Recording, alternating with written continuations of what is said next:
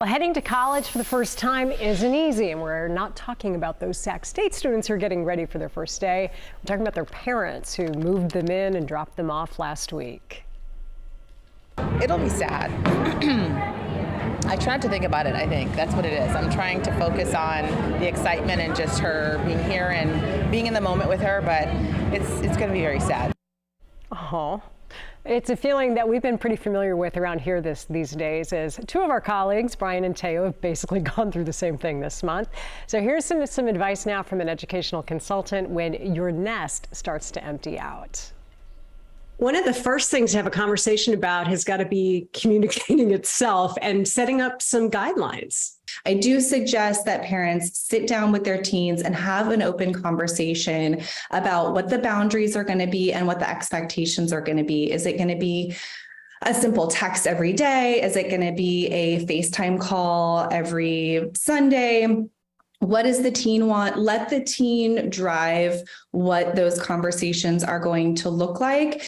There's also a big talk about money that should happen as well. A lot of students haven't had much opportunity to manage their money. And so I think open conversations about how that's done can be really helpful. In particular, what are the parents' expectations? Is there a budget? Will the student get a job?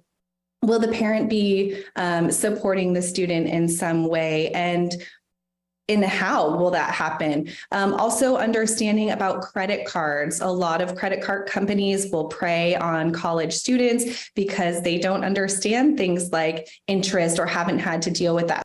I joke that there's a lot of stuff that just kind of magically happens in my house, and those are really life skills that, kids need to know. Talking about things like cooking, how to cook a simple meal, how to do laundry.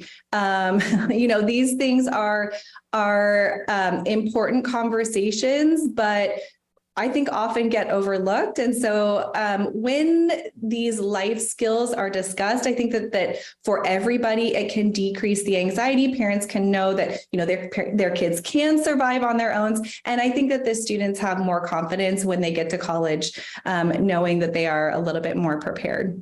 Who in your experience tends to have a tougher time with the transition, the kids or the parents? I think the parents. Yep. Almost all the time. Final thought on communication. Jen says it is great to have a plan in place when the kids move out, but it's really important to be flexible and to realize that things will likely change as the year goes on. My goodness. You know what? It's so interesting. I think back to college several years ago. That's the first time I started calling my mom every day, and we have continued that. Like, we call or text every single day. I also, at that time, I'm dating myself, cell phones you had to pay by the minute, right. maxed out a credit card.